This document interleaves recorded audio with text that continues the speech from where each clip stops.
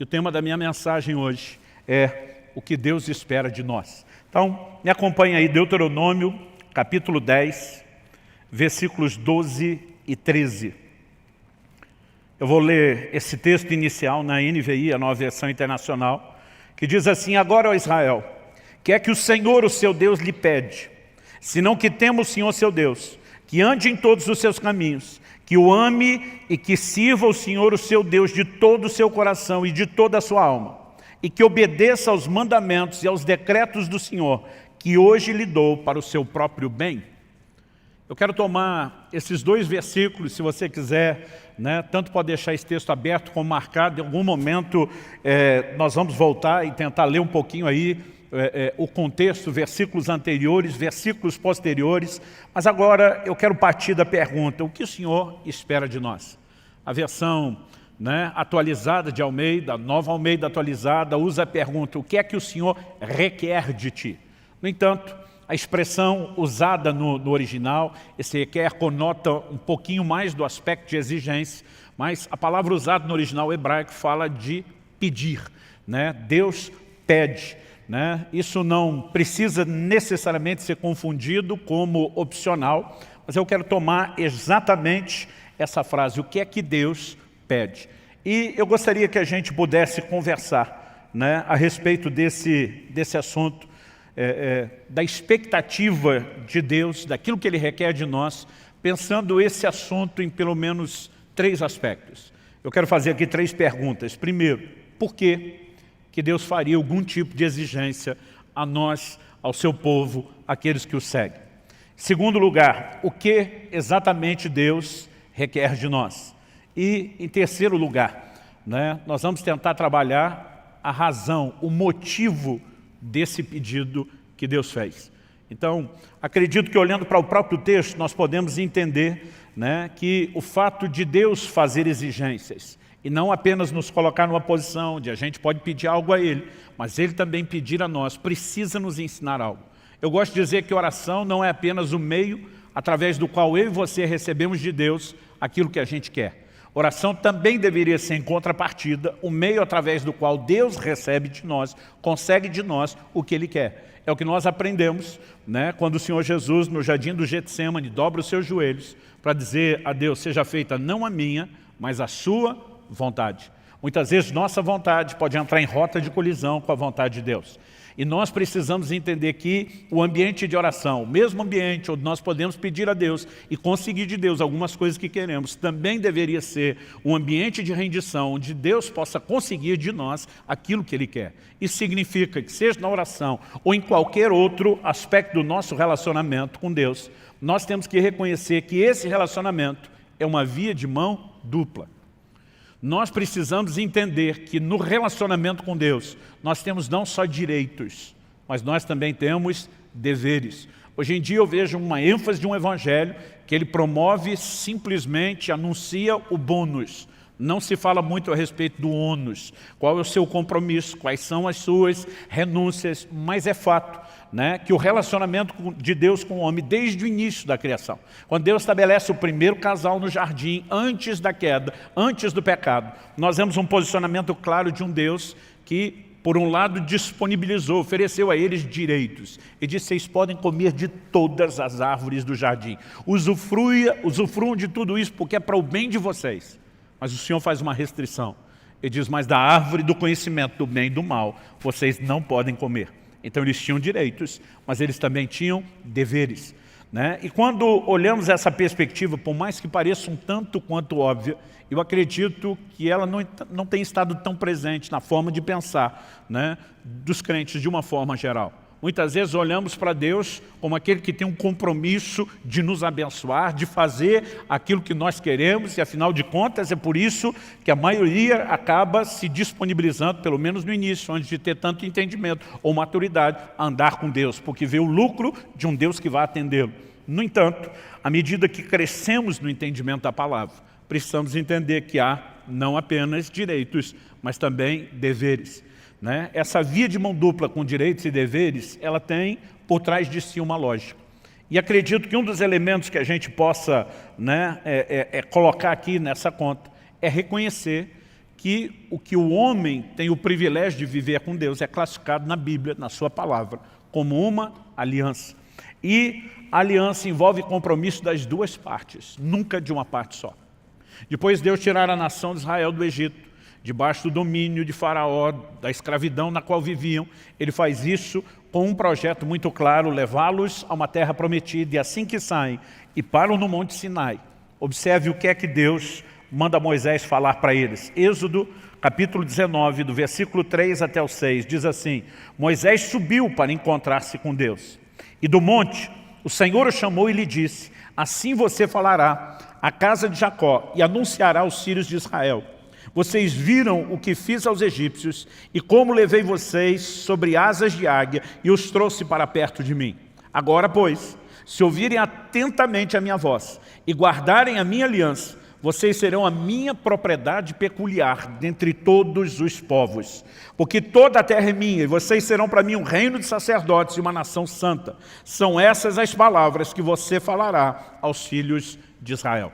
Deus estava dizendo: eu tirei vocês do Egito, eu os trouxe sobre as asas da águia, eu tenho guiado vocês, eu tenho guardado vocês, eu tenho feito grandes coisas em favor de vocês, porque eu tenho um plano. Agora Deus está dizendo: se vocês querem ser a minha propriedade peculiar dentre todos os povos, que é o meu projeto, vocês têm que guardar a minha aliança. Em outras palavras, Deus está dizendo: nessa aliança não existe apenas um compromisso da minha parte com vocês, de intervir, de salvar, de redimir, de guiar, de proteger, mas precisa existir da parte de vocês um compromisso de guardar a minha aliança. Isso significa ouvir atentamente a voz do Senhor, andar em obediência a Ele. Então, nós vamos percebendo esse desenho. E, obviamente, quando a gente fala de uma via de mão dupla, de direitos e deveres, de compromisso das duas partes, embora a gente entenda uma parte desse aspecto do relacionamento que envolve o compromisso das duas partes, eu acredito que a gente pode não só não enxergá-lo de forma completa, como enxergá-lo de uma forma deficiente, incompleta. Nós precisamos entender que nesse relacionamento, Deus tem o direito de pedir e de exigir algo, não só porque além de direitos tem deveres, não só porque além de bônus tem ônus, não só porque a aliança requer o compromisso das duas partes, mas aquilo que deveria ser entendido como óbvio, nessa relação, Deus é o Senhor e nós somos seus servos. Embora haja compromisso das duas partes, não significa que nós estamos na mesma posição, naquele lugar de direitos iguais. Ele é Senhor. E senhorio implica no quê? Basicamente, em obediência, em submissão, em rendição. É por isso que em Lucas, no capítulo 6, no versículo 46, o Senhor Jesus diz: por que é que vocês me chamam Senhor, Senhor, e não fazem aquilo que eu mando? Ele está dizendo: é incoerente me chamar de Senhor. A palavra Senhor, a gente tem repetido isso aqui, era usada por um escravo quando ele se dirigia ao seu amo. A palavra Senhor significa dono, possuidor.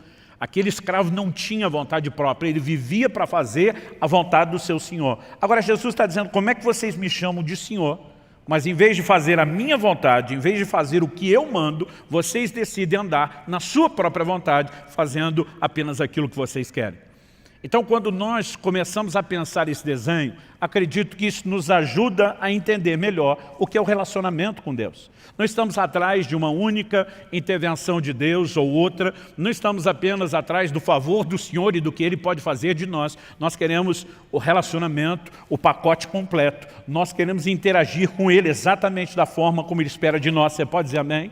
Então, precisamos entender, pressupõe-se que Ele tem todo o direito de externar esse tipo de expectativa em relação a cada um de nós.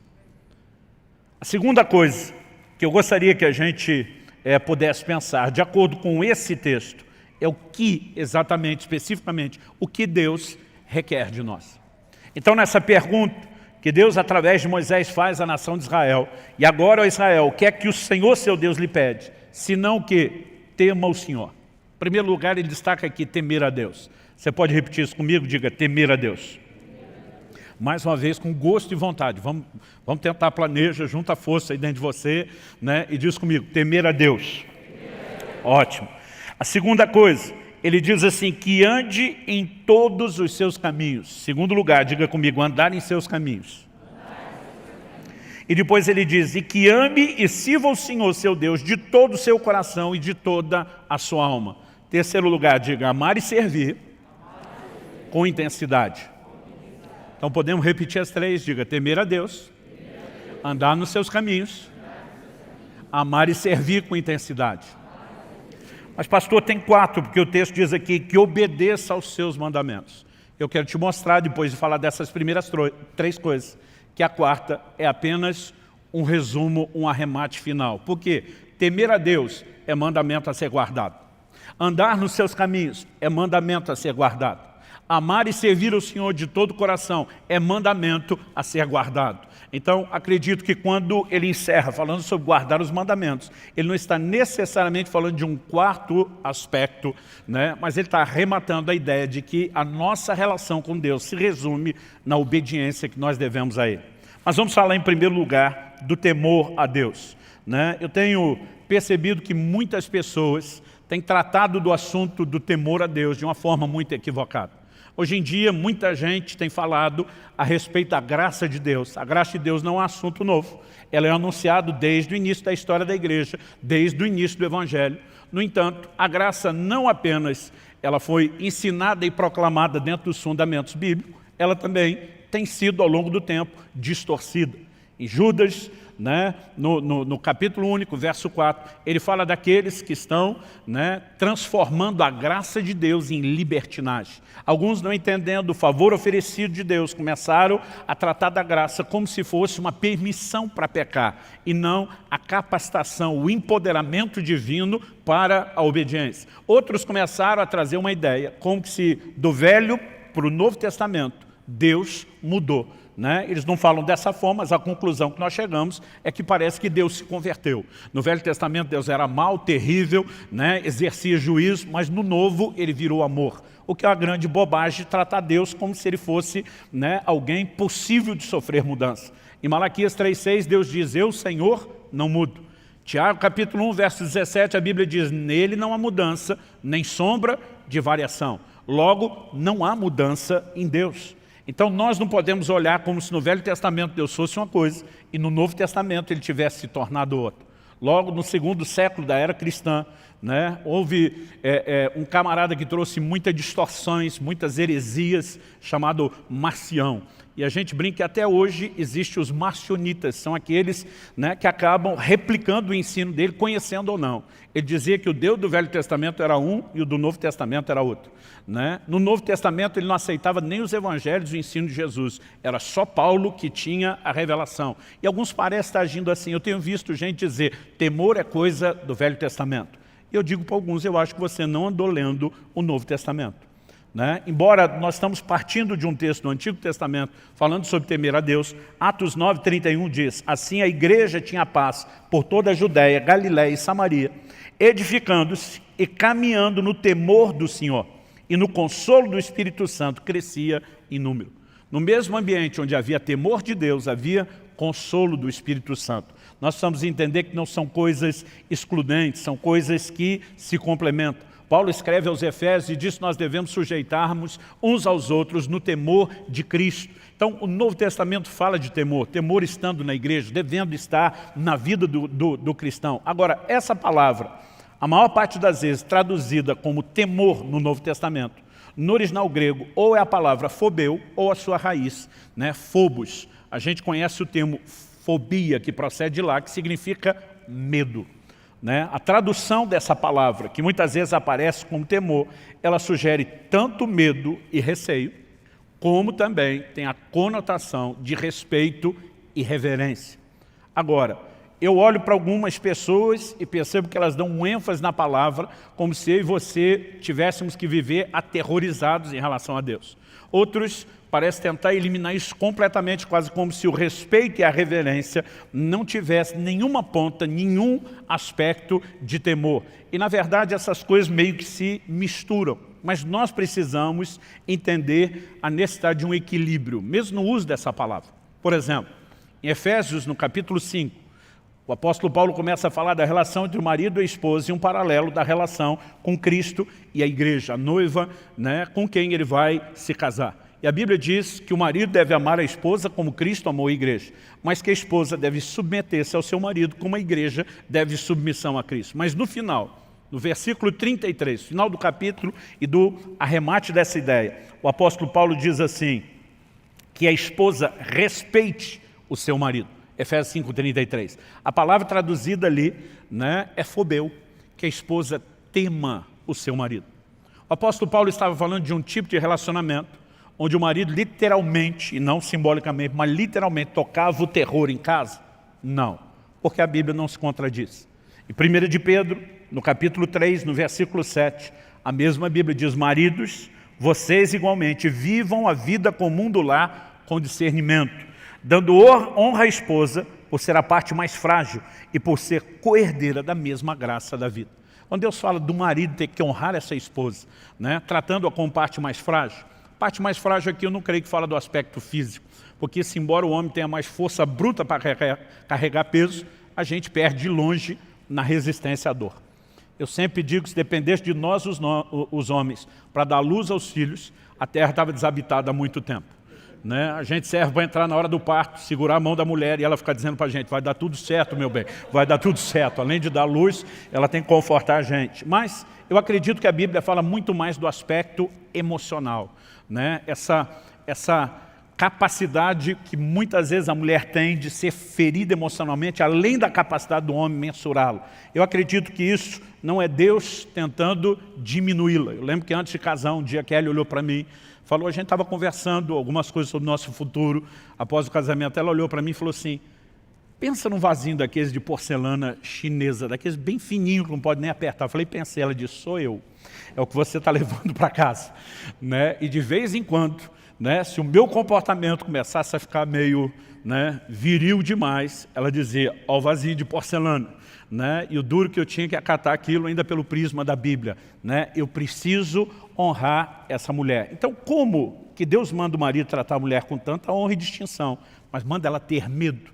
Nós precisamos entender que aqui é um equilíbrio de reverência, de respeito. Não que a pessoa do homem seja distinta, né? Não que ele, como pessoa, tenha mais valor, mas que dentro da funcionalidade do lar, o seu lugar de autoridade requer isso. Então, nós precisamos entender que há um equilíbrio. A palavra temor, ela nunca vai excluir totalmente essa questão do medo, mas ela não pode estar centrada só nela. Deve ser uma combinação entre um e outro.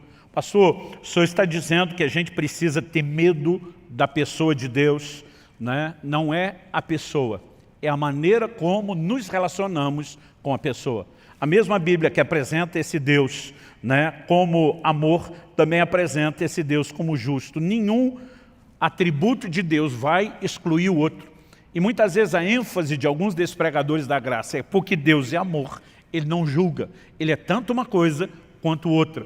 Né? Em Romanos, por exemplo, no capítulo 13, no versículo 3, o apóstolo Paulo diz assim, porque os magistrados não são para temor quando se faz o bem, e sim quando se faz o mal. Você quer viver sem medo da autoridade? Faça o bem e você terá louvor dela.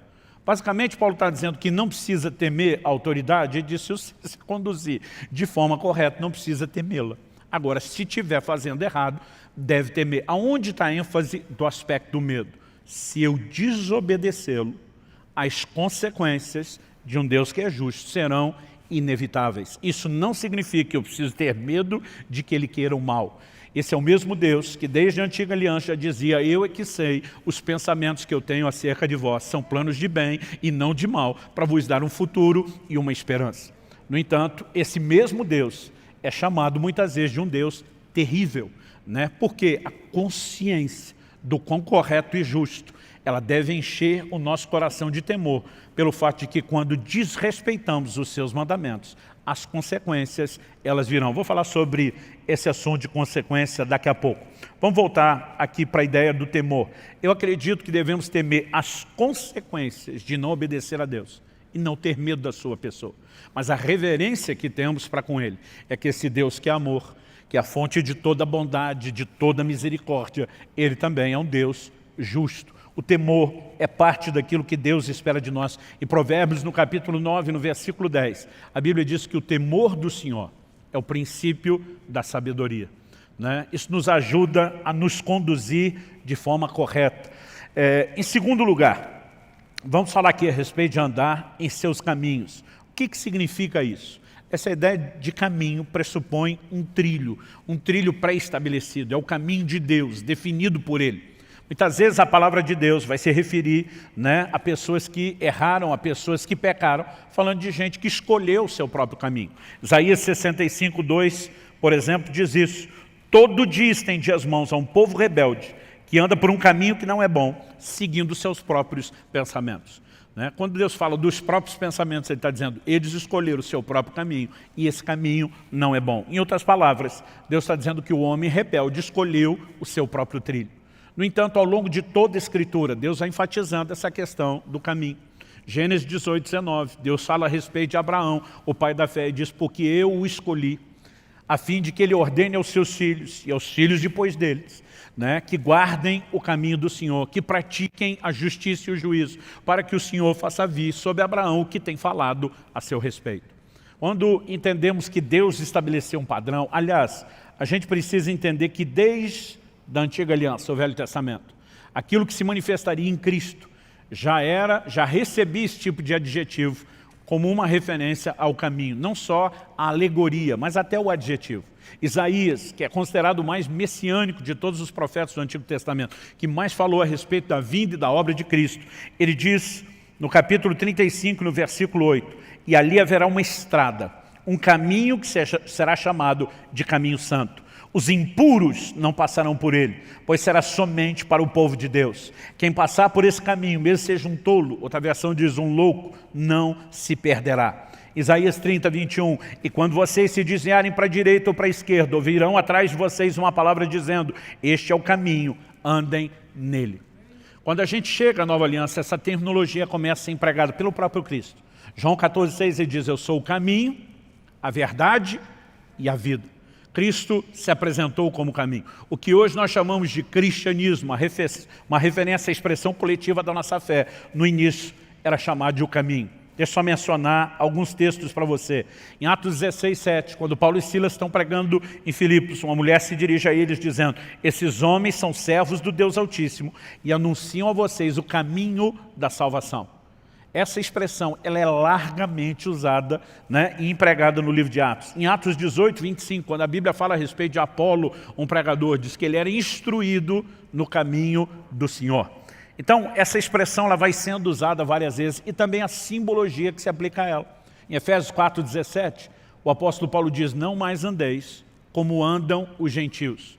O que ele quer dizer com não andar como andam os gentios? Ele não está falando da ginga, do balanço do corpo, ele está falando do caminho que se escolhe, porque essa ideia sempre foi entendida e compreendida. Alguém que abraça o Evangelho não deve trilhar mais o seu próprio caminho, ele deve andar nos caminhos do Senhor. Quem está entendendo, diga amém. Isso de novo nos remete ao entendimento de obediência e de cumprir aquilo que o Senhor predeterminou, estabeleceu para o homem desde o início, né? Aliás, eu acho muito interessante quando a gente mexe nesse assunto de obediência, entender o quão forte é a expectativa de Deus a respeito desse assunto. E daqui a pouco, quando a gente falar sobre guardar os mandamentos, a gente dá uma arrematada final falando de obediência. Vamos mexer na questão de amor e serviço. Pastor, a gente não poderia desdobrar, assim como o Senhor falou do temor como um dos aspectos da obediência, de andar nos caminhos do Senhor como outro. Não dá para desdobrar amor e serviço? Dá. Mas também dá para tratar deles juntos, né? Até porque a forma como amar e servir de todo o coração e alma é apresentado, me parece que a intenção é comunicar muito mais uma união do amor e serviço do que só tratá-los de forma separada. Outro dia alguém me perguntou, pastor, é possível servir a Deus sem amá-lo? Eu falei, mas falei, é impossível amá-lo sem servi-lo. E a pessoa ficou me olhando e falou, nunca pensei nisso. Falei, bom, vamos pela primeira frase, que é possível servi-lo sem amá-lo. Carta à igreja de Éfeso no Apocalipse. Em Apocalipse 2:2, o Senhor começa falando com essa igreja, né, assim, conheço as tuas obras, o teu labor e a tua perseverança. Eu gosto de brincar que aqui tem uma progressão. Obras fala de gente ativa que trabalhava, mas labor é quando você começa a entrar no nível de intensidade e cansaço. Agora, perseverança, É aquele modo que de vez em quando nós estamos botando pilha nos nossos pastores, nos nossos líderes, que é sangue nos olhos, faca no dente. Né? É quando você, com ou sem vontade, com ou sem inspiração, você põe tudo de você naquela disposição de serviço. Eles tinham uma alta performance. Mas nos versículos 4 e 5, nós vemos o Senhor falando: tenho, porém, contra ti, que abandonaste o teu primeiro amor. Então, a performance de serviço, de trabalho estava alta, a paixão estava lá embaixo, no chão, no chinelo. O que é que Deus acaba dizendo para esse anjo, para o mensageiro dessa igreja? Ele disse: se você não se arrepender, eu vou tirar o seu candeeiro. O que significa o candeeiro? No capítulo 1 de Apocalipse, João tem uma visão e ele vê 7 estrelas e 7 candeeiros. E o anjo explica: as 7 estrelas são os 7 anjos ou mensageiros das igrejas da Ásia. Os 7 candeeiros são as igrejas. O simbolismo do candeeiro era o da igreja. Agora Deus está falando com o anjo, com o mensageiro: se você não arrepender, eu tiro o seu candeeiro. Em outras palavras, Deus está dizendo: a igreja que eu confiei aos teus cuidados, eu vou tirar de você e vou pegar de volta. O que é que Deus está dizendo? Se você não vai fazer o trabalho que você está fazendo, movido pelo amor, por paixão para comigo, Deus está dizendo: eu dispenso você do serviço. Em outras palavras, Deus está dizendo: eu não quero o serviço pelo serviço. Ou o seu serviço é uma expressão do seu amor para comigo, ou eu dispenso o seu serviço. Por outro lado, em João 21, dos versículos 15 a 17, onde Jesus pergunta por 3 vezes ao apóstolo Pedro: tu me amas? Em cada uma delas, Pedro sinaliza, responde positivamente: tu sabes que eu te amo. O que é que o Senhor diz para ele? Apacenta as minhas ovelhas. Em outras palavras, está dizendo: se você me ama, vamos manter isso não só na declaração, no nível verbal, mas vamos demonstrar isso, Pedro, com trabalho, vamos demonstrar isso com serviço. Então me parece que o critério de entrada para quem vai servir no ministério, trabalhar para Jesus, é que tem que amar. E a exigência para a saída é se faltar amor. Portanto, nós não podemos mera e simplesmente olhar para isso e dizer: os assuntos estão desconectados. Mas embora seja possível servir sem amar, é impossível amar sem servir. O serviço deveria ser uma expressão do nosso amor. Quem está entendendo, diga amém. Mas pastor, eu não tenho a obrigação de trabalhar? Tem, mas não deveria trabalhar só com senso de obrigação. Deveria fazer isso com senso de prazer. Então vamos falar da obrigação sendo cumprida com senso de prazer? Há poucos meses atrás, Kelly e eu completamos 25 anos de casado. E tem uma ordem divina que rege o meu casamento. Né? A minha responsabilidade, o meu papel como marido. A Bíblia diz: maridos, amai as vossas mulheres. É um imperativo, é uma ordem.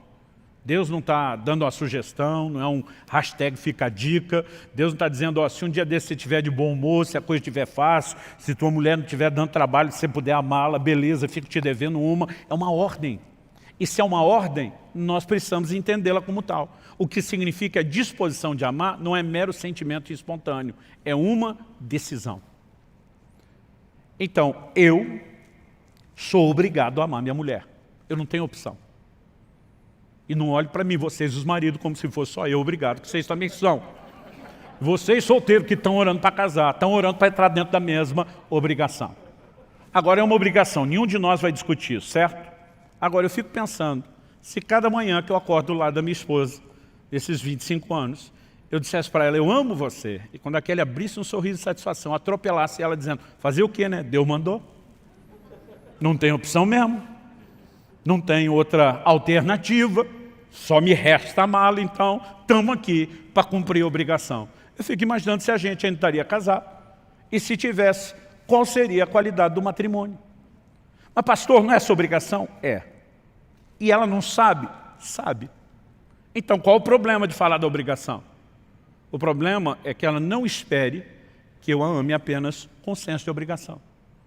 Se eu apenas cumprir o senso de obrigação, eu estou dizendo que o Deus que mandou é importante, mas eu estou dizendo para ela, mesmo que não verbalmente, que ela não é importante. Agora, quando eu olho para ela e digo: eu sou obrigado a te amar, mas você me inspira a fazer isso. Você nunca fez com que isso fosse um fardo ou um peso. Você torna a minha obrigação leve, eu posso cumpri-la com alegria. Eu estou dizendo que não apenas o Deus que me mandou e eu obedeço é importante, mas que ela tem importância e valor para mim. Agora vamos colocar isso diante de Deus.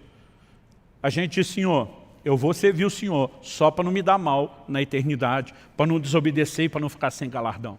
Deus espera de mim e de você muito mais do que o senso de obrigação. É lógico que o temor precisa estar lá.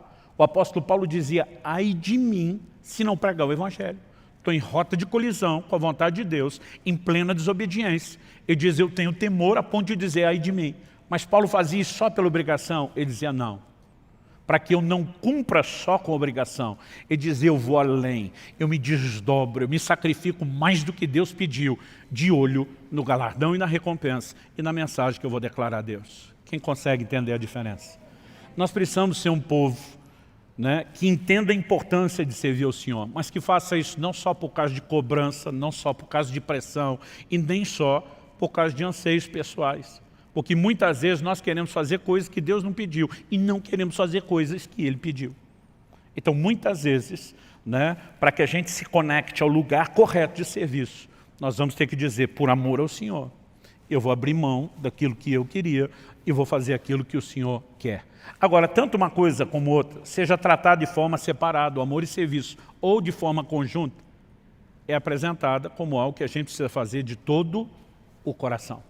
Eu acredito que é nessa expressão que fica muito claro e evidente que Deus espera de mim e de você, mais do que o senso de obrigação, mas o senso de prazer, de dedicação total e plena a Ele. Isso significa que nós temos que dar o melhor de nós nessa relação, tanto de amor como de serviço. Você pode dizer amém? Então, depois de falar de temer ao Senhor, de guardar os seus caminhos, em terceiro lugar, destacar aqui o amor e o serviço intenso de todo o coração. Nós vemos Deus arrematando o assunto, falando sobre guardar os seus mandamentos. Como eu disse antes, guardar os mandamentos não é um quarto aspecto. Na verdade, é aquilo que resume todos os outros aspectos. Ah, pastor, o senhor esqueceu de dizer que Deus requer de nós santidade. Afinal de contas, em Efésios 1:4, a Bíblia diz que Ele nos elegeu nele, antes da fundação do mundo, para sermos santos e irrepreensíveis. Não, está dentro do pacote. Isso é andar nos seus caminhos. Ah, pastor, o senhor esqueceu falar da adoração e da devoção. Pode botar isso no pacote do amor, né? Agora, algo que nós precisamos entender é a importância da obediência. Tudo aquilo que Deus espera de nós, pediu de nós, se resume na obediência que eu e você devemos a Ele. O profeta Jeremias confronta a nação de Israel e começa a dizer, citando aquele texto de Êxodo 19, que eu já li um pouco, quando o Senhor fala sobre Israel sendo a sua propriedade peculiar, né, dentre os povos, mas para isso, tendo que guardar a sua aliança e ouvir atentamente os seus mandamentos. Jeremias começa a perguntar, o que é que Deus requeriu de vocês lá no início? E ele diz, Deus nunca pediu de vocês sacrifício. O modelo de adoração do Velho Testamento era baseado no sacrifício. E diz, o que Deus pediu de vocês foi obediência aos seus mandamentos. Isso me leva a entender que mais do que a própria adoração, Deus espera de nós obediência. Aliás, o pecado é retratado na Bíblia, em 1 de João 3,4, como a quebra da lei, a desobediência. Então, o contraponto do pecado na relação com Deus, na vida de santidade, se resume na obediência. Às vezes, nessas proclamações distorcidas da graça, eu vejo gente tentando dizer que não há necessidade de obediência na nova aliança, o que é uma grande bobagem. E a maioria deles se baseia num texto muito mal aplicado, que é Romanos 10,4, quando a Bíblia diz o fim da lei é Cristo. Todo dia falou, está aqui, não tem mais lei, acabou toda a lei. Eu falei, você tem certeza que ele está falando de toda a lei? Porque daqui a pouco, ali na frente, no capítulo 13, ele vai mandar a gente obedecer às autoridades e às leis naturais. Então, não pode ser que ele está dizendo que acabou todo tipo de lei. Hebreus, capítulo 7, versículo 12, diz que onde há mudança de sacerdócio, e a grande mudança da velha para a nova aliança, é que a velha era baseada no sacerdócio levítico, e a nova é baseada no sacerdócio de Cristo, que o autor de Hebreus diz ser segundo a ordem de Melquisedeque. A Bíblia diz onde há mudança de sacerdócio, é mudança de lei. A Bíblia não diz que é extinção, desaparecimento de lei, que a lei cessou. Quando a Bíblia diz o fim da lei é Cristo, está falando de uma lei específica que regia a velha aliança, que constituía de muitos mandamentos e ordenanças, né, que na verdade, na nova aliança, são tratados de uma forma completamente distinta. Em Colossenses 2, 16 e 17, em Hebreus 10, 1, a Bíblia enfatiza que a lei não tem a imagem exata das coisas, mas a sombra de bens vindouros. Eles tinham muitas ordenanças, como, por exemplo, sacrifício de animais, que eu e você não temos que fazer, essas coisas cessaram. Aliás, na verdade, Jesus ainda diz assim, eu não vim extinguir a lei, eu não vim suprimir a lei. Ele diz, eu vim cumprir. Porque a lei, além de ter um caráter temporário, tinha um caráter profético, ela apontava para Cristo. Jesus diz para os judeus nos seus dias, examinais as Escrituras, e são elas que testificam de mim, tudo converge na pessoa de Jesus, e muita dessa simbologia se cumpre no sacrifício de Cristo. Agora, isso não significa que não haja mandamentos. Jesus diz, um novo mandamento vos dou. Novo pressupõe essa mudança de lei, mas que também agora há mandamentos a serem obedecidos. Aliás, em Mateus, no capítulo 28, no que nós chamamos de a grande comissão, nos versículos 19 e 20, a Bíblia diz assim, portanto vão e façam discípulos de todas as nações, batizando-os em nome do Pai, do Filho e do Espírito Santo, ensinando-os a guardar todas as coisas que tenho ordenado a vocês. E eis que estou com vocês todos os dias, até o fim dos tempos. Ou como diz uma versão mais clássica, até a consumação dos séculos. O Senhor Jesus estava dizendo o quê? Vocês vão fazer discípulos das nações. Significa os não-judeus, os gentios. E é importante observar isso. Porque eu vejo muita gente hoje em dia, em nome de um discurso da graça, dizendo, né, que Jesus, né, veio para ensinar os judeus. Como se aquilo que ele ensinou não se aplicasse a nós. Como se a revelação da nova aliança partisse apenas das epístolas dadas por meio dos apóstolos. O livro de Hebreus nos fala que a salvação foi inicialmente anunciada por Nosso Senhor e continuada pelos apóstolos. Quem começou a proclamar o Evangelho foi o próprio Cristo, e eles deram continuidade. Trouxeram mais informações, claro. Jesus não tinha ainda nem morrido, o que dizer ressuscitado. Ele diz, eu tenho muito que vos dizer, mas vocês não têm estrutura para suportar. A revelação seria progressiva, mas o Evangelho não mudou. E quando Jesus diz, vão e anunciem aos gentios, ele está dizendo, não limitem aquilo que eu ensinei somente aos judeus que me ouviram. Jesus nunca veio tentar deixar o judeu da velha aliança, né, um judeu melhor, fazendo com que ele apenas cumprisse a lei. O tempo todo ele dizia, ouviste o que foi dito aos antigos, que era a lei de Moisés. Ele dizia, eu porém vos digo, mostrando que ele trouxe mandamentos. O Novo Testamento fala da lei de Cristo, fala dos seus mandamentos, e nós devemos a ele obediência. A obediência já foi requerida no Éden, antes de ter lei de Moisés. A obediência foi requerida durante a lei de Moisés. A obediência continua sendo requerida na nova aliança. A obediência é o cerne do nosso relacionamento com Deus. Quem está entendendo, diga amém. Então, temer a Deus envolve a decisão de ser consequente, não brincando com os seus mandamentos e nem com as consequências ruins de não obedecê-los. Por exemplo, o Novo Testamento nos adverte, em Hebreus 12, 16, dizendo, cuidem para que não haja nenhum impuro ou profano como foi Esaú, o qual por um prato de comida vendeu seu direito de primogenitura. Quando a Bíblia está dizendo, cuide para que não haja nenhum no meio de vocês como Esaú, está dizendo que esse comportamento pode ser repetido. Pode ser repetido nos nossos dias, pode ser repetido por um de nós. E que tipo de comportamento foi esse? O de um inconsequente. Alguém que por um prazer momentâneo não considera o valor e a continuidade, a permanência daquilo que Deus oferece. Agora, está falando de alguém, né, que não consegue avaliar os valores do que é espiritual, o que é natural, né, e nem as consequências de tomar esse tipo de decisão. Temor a Deus, eu creio que ele envolve a decisão de ser consequente. É não apenas fugir da punição, é fugir de ferir o coração de Deus. Quando a mulher de Potifar está dando em cima de José, José não diz para ela, olha, infelizmente a senhora não faz meu tipo. Né? Ele olha para ela e diz, como cometeria eu tamanha maldade contra Deus? José estava admitindo, a coisa pode ser interessante aqui, no nível de um desejo carnal, mas seria uma violência ao coração do meu Senhor, aos seus valores, aos seus mandamentos. E José olha para ela e diz, estou fora, e despacha a dona. Então nós precisamos entender que o temor a Deus nos leva a viver nesse lugar de consequência. Andar aos caminhos aponta para essa sujeição a quem sabe o que é melhor para nós. Nós precisamos olhar para Deus dessa forma. Eu lembro quando eu era criança e meus pais estabeleciam determinadas, né, proibições, a sensação que eu tinha era de o quanto eles eram injustos e queriam cortar o meu barato. Mas quando você amadurece, se cumpre aquela profecia paterna, um dia você vai me entender. Você enxerga as coisas sob outra perspectiva. Você acha que alguma vez, quando meus filhos eram crianças, eu deixava eles brincar com faca, com vidro, com qualquer coisa que pudesse machucar? Claro que não. Agora, você acha que no momento eles me entendiam e eu nem esperava que entendessem. Mas eu sabia que um dia eles compreenderiam que toda restrição que foi estabelecida por amor. O relacionamento com Deus precisa ser baseado na fé de um Deus que está acima de qualquer suspeita. Por favor, diga amém. Nós costumamos dizer que o primeiro pecado lá no Éden foi a desobediência. Mas vou concordar com as palavras do meu amigo pastor Marcelo Jamal, que diz que o primeiro pecado foi a incredulidade.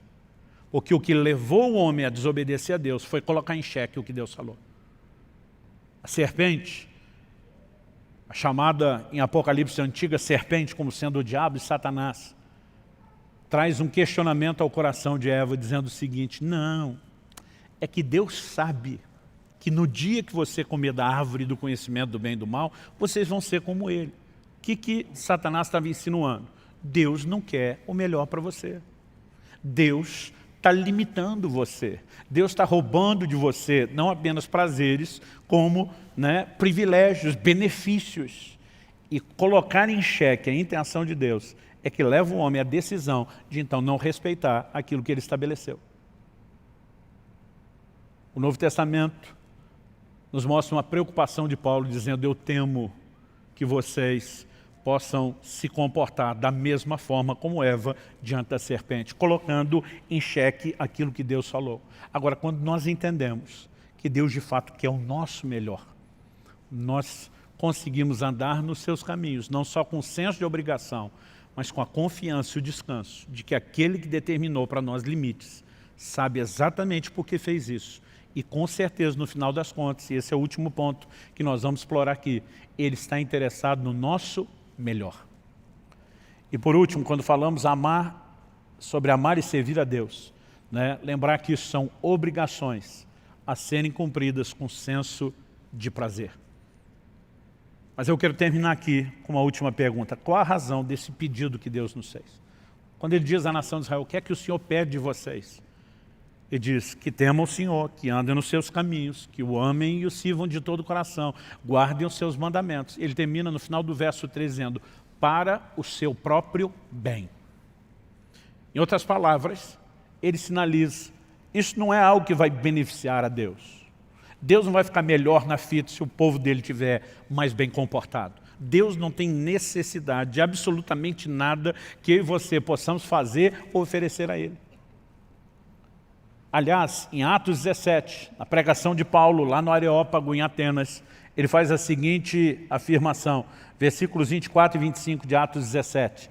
O Deus que fez o mundo e tudo o que nele existe, sendo ele Senhor do céu e da terra, não habita em santuários feitos por mãos humanas, nem é servido por mãos humanas, como se precisasse de alguma coisa.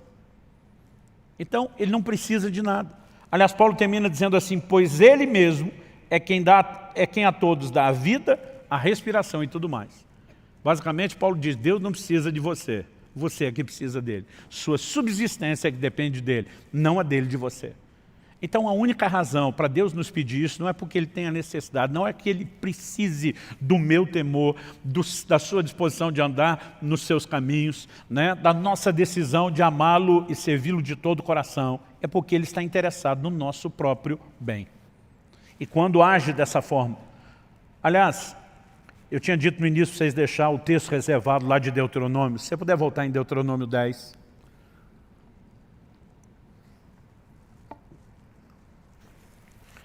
Eu gostaria que a gente pudesse avaliar o versículo 11. A gente leu o 12 e o 13. Vamos ler o versículo 11, que é o versículo anterior ao nosso texto base. Nesse versículo nós lemos assim: porém o Senhor me disse, Moisés falando, levante-se e ponha-se a caminho diante do povo, para que entrem e tomem posse da terra que, sob juramento, prometi dar aos pais deles. Deus tinha tirado a nação de Israel do Egito com qual propósito? Não era que eles ficassem perambulando no deserto. Deus queria levá-los a um lugar de abundância, a uma terra que manava leite e mel. E acredito que isso também aponta de forma figurada para aquilo que Deus deseja para mim e para você. Deus também não nos tirou do mundo e do pecado para que a gente ficasse perambulando num deserto de aridez espiritual. Jesus diz, eu vim para que vocês tenham vida e vida com abundância. Efésios 1:3 diz, bendito seja o Deus e Pai de nosso Senhor e Salvador Jesus Cristo, o qual já nos abençoou com toda sorte de bênção nas regiões celestiais em Cristo Jesus. Deus tem um projeto de plenitude para mim e para você. Eu sinceramente esperava um amém, vou dar uma segunda chance para você. Deus tem um projeto de plenitude espiritual para mim e para você.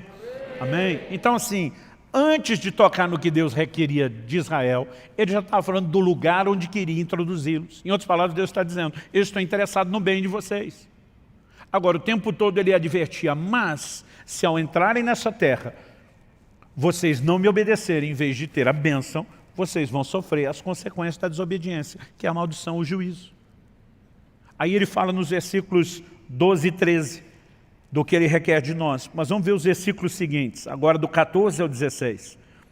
Depois de falar que queria introduzi-los na terra, do que ele requeria deles, temor ao Senhor, andar nos seus caminhos, amá-lo, servi-lo de todo o coração, que se resume na obediência. Ele diz assim, 14 ao 16, eis que os céus e os céus dos céus são do Senhor, o Deus de vocês. A ele pertence a terra e tudo o que nela há. Mas o Senhor se afeiçoou. Observe essa frase, se afeiçoou. Algumas traduções dizem amou. O Senhor se afeiçoou tão somente aos pais de vocês para os amar. E a vocês, descendentes dele, ele escolheu do meio de todos os povos, como hoje se vê. A conclusão no verso 16, portanto, circuncidem o coração de vocês e deixem de ser teimosos ou rebeldes. O tempo todo a sinalização é Deus ama vocês, Deus escolheu vocês, Deus tem um plano extraordinário para vocês. Essas exigências têm um único propósito, para que a gente não quebre os princípios, né, que podem nos conduzir a viver a plenitude do que Ele tem para nós. Eu gosto de repetir essa frase, se você quebrar os princípios, qualquer um dos princípios que Deus estabeleceu, o princípio vai quebrar você, qualquer que seja ele, haverá consequências. No entanto, Deus estava dizendo, circuncidem o coração, não seja rebelde. Em outras palavras, entra no prumo. Por quê? Deus está dizendo, porque dessa forma eu vou poder fazer o melhor para você. Quando a gente volta lá em Gênesis, na criação, Deus falando com o primeiro casal, a gente vê que o único motivo do Criador requerer alguma coisa da criatura era o bem dela mesma. O Senhor diz o seguinte, da árvore do conhecimento do bem e do mal, você não deve comer. Porque no dia em que comer, certamente você morrerá. Então Deus está dizendo, porque eu quero o seu melhor e não o pior. Eu estou te dizendo que o limite tem que ser respeitado para que você possa experimentar aquilo que eu quero. O que nós estamos falando aqui não é nada profundo no sentido de que segredo espiritual que não sabia, mas talvez nos ajude a montar um quebra-cabeça de como pensar o relacionamento com Deus. Então vamos resumir. É uma via de mão dupla. Deus tem todo o direito de estabelecer exigência e de nos pedir, porque nessa relação não é apenas a gente pedindo a Ele o que queremos, ela também envolve Deus pedir, exigir, demandar de nós aquilo que Ele quer. Nós precisamos entender exatamente quais são esses aspectos de obediência, mas a obediência como centro. Nós precisamos entender que o grande beneficiado da nossa obediência não é Deus. É lógico que Ele também vai poder colher esse relacionamento com gente que está próxima e não distante. Mas o grande beneficiado seremos nós mesmos. E quando a gente consegue simplificar isso tudo, é muito mais fácil oferecer resistência aos ataques do inimigo. Porque assim como bombardeou Eva, Satanás vai fazer com cada um de nós. Muitas vezes nós somos questionados, será que vale a pena? Estou sendo fiel a Deus, não estou vendo resultado. O tempo todo nós vamos receber essas setas de dúvidas, né, que o inimigo lança tentando colocar em xeque o caráter de Deus. Não foi o que aconteceu com a mulher de Jó? Ela, quando vê as coisas irem de mal a pior, ela vira para o seu marido e diz, amaldiçoe seu Deus e morre. Ela está dizendo, se Deus não vai dar tudo que eu não quero saber dele. Jó olha para ela e diz, você fala como uma louca. Nós recebemos de Deus o bem, não vamos receber o mal. apesar da Bíblia ser clara em dizer que o mal não procedia necessariamente do Senhor, Jó está olhando e dizendo, ele está no controle de todas as coisas. Ele não estava aceitando o mal como destino final, porque ele diz, eu sei que o meu Redentor vive e ele há de se levantar sobre a terra. Mas ele está dizendo, independente dessa circunstância mudar ou não, e não é só porque um dia vai mudar, ele está dizendo, eu não estou servindo a Deus apenas porque Ele dá aquilo que eu quero. Quando nós começamos a entender que Deus está acima de qualquer suspeita e mantemos esse nível de fé, o nosso coração acaba sendo guardado. O que Satanás trabalhou com Eva não foi um completo descrédito à palavra de Deus. Foi uma manipulação e uma distorção da palavra. Aliás, não foi assim que Satanás tentou Jesus? Lança do pináculo do templo, porque está escrito, aos seus anjos dará ordem a teu respeito para que te guardem. Eu percebo que muitos cristãos que têm um conhecimento superficial das Escrituras, eles estão à mercê não só de ensinos errados, que tem espíritos de demônio por trás desses ensinos, mas eles estão à mercê muitas vezes de setas do inimigo tentando distorcer a aplicação da palavra. Mas à medida que vamos fortalecendo esse pensamento de uma maneira completa, sadio, mantendo esse Deus está interessado no nosso bem acima de qualquer suspeita. Eu não entendo porque Ele ainda não fez. Eu não entendo porque Ele ainda não respondeu. Eu não entendo, mas uma coisa é certa, Ele está no controle e Ele não falha. Eu gosto de uma frase de Lutero, o grande reformador. Ele diz, não conheço os caminhos pelos quais Ele me conduz, mas conheço bem o meu guia. Então podemos confiar nele, independente de entender os caminhos escolhidos ou não. Quando entendemos que no final das contas é tudo para o nosso bem, eu creio que o nosso coração começa a se blindar contra essa provocação do inferno, uma rebeldia ao controle e ao governo de Deus. Eu espero, como eu disse no início, isso não serve apenas para o ano de 2021. Os princípios bíblicos que abordamos aqui são atemporais. Mas nesse início de ano, logo nesses primeiros domingos, eu espero que você, em vez de apenas externar para Deus o que é que você espera dele, que você também abra o seu coração para entender o que é que Ele espera de você. O que é que o Senhor requer de você. Que você o tema. Que você ande nos seus caminhos. Que você o ame e o sirva de todo o seu coração. Porque isso tudo se resume na obediência de um Deus que quer o seu melhor.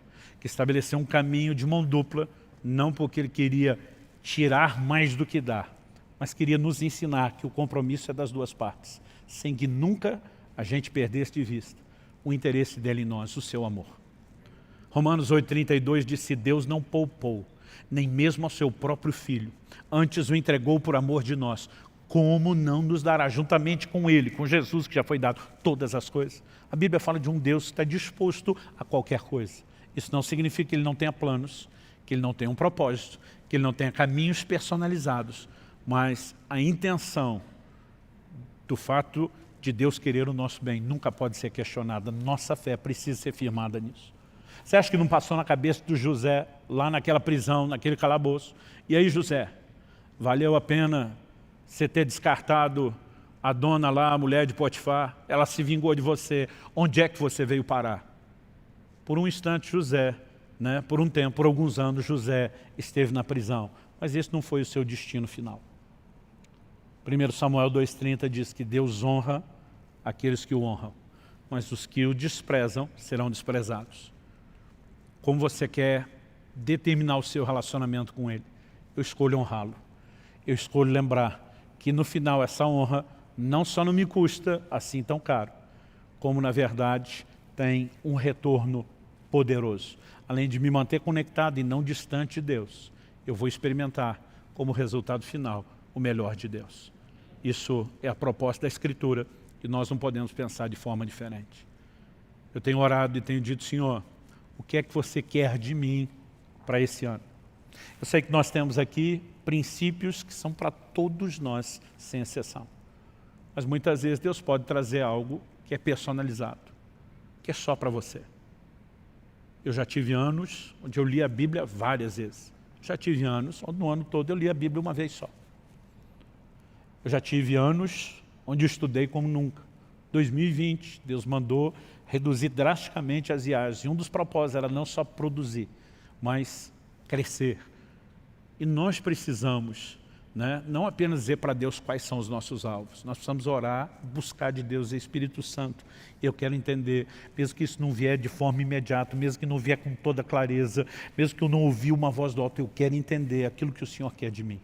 Sem contar essa disposição. Você consegue imaginar se cada um de nós, não apenas os que compõem a comunidade Alcance aqui de Curitiba, se cada um de nós no corpo de Cristo decidisse atender o que Deus espera de nós e dessemos a Ele, né, o temor do nosso coração, a disposição de andar nos seus caminhos, a decisão de amá-lo e servi-lo de todo o coração, dizendo obediência ao trilho, porque entendemos, né, que não é uma via de mão única, mas também ao mesmo tempo cheios de expectativa, de fé, num Deus que é o nosso melhor. Você consegue imaginar o que a igreja brasileira não faria nessa nação? Então a pergunta é, por que não temos feito? E eu não estou aqui para julgar você. Talvez você seja novo na fé. Talvez você esteja no início da caminhada tentando entender e processar as coisas. Talvez você diga, pastor, eu sou, como diz a turma aí, já macaco velho. No entanto, andei dando bobeira. Não vim aqui te apontar o dedo ou jogar pedra em você. Eu creio que o próprio amor desse Deus, que quer o seu melhor, te dá a oportunidade de conserto, te dá a oportunidade de arrependimento, de ajuste. E eu gostaria que nós terminássemos com um momento de oração. Aí onde você está, sentado, né? Sentado mesmo. Eu quero que você coloque diante de Deus a sua vida. Eu quero que você comece a falar com o Senhor. Eu quero que você, de fato, se pergunte. Você tem entregado a Deus o que Ele pede, o que Ele requer de você? Talvez você diga, pastor, eu acho que eu estou no time que respondo sim. A pergunta é, qual o nível? Porque muitas vezes nós estamos amando e servindo, mas não de todo o coração. Às vezes nós estamos temendo de uma forma meio parcial, relativizada.